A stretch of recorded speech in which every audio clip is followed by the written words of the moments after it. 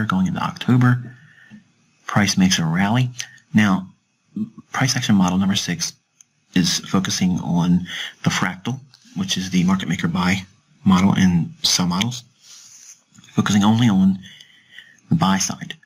Okay, so the futures contract, you can see in here, the commercials over the last 12 months, even though we're not really looking at the zero basis line it's traditionally used for COT data and analysis, what I look for is the 12-month range, and 6-month range, and a 2-year range, and a 4-year range.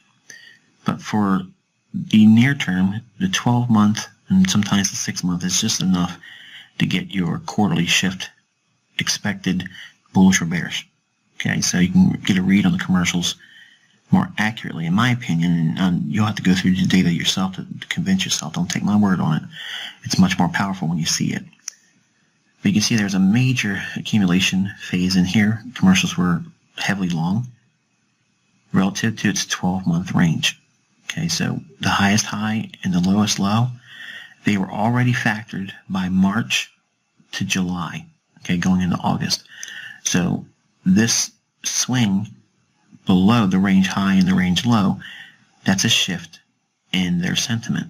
In other words, they're doing a lot more selling on a net basis than they are buying, even though this whole process of the data is still classically viewed as net long.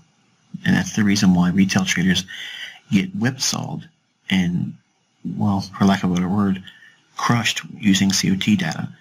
They put too much emphasis on whether they're bullish or bearish relative to that zero line.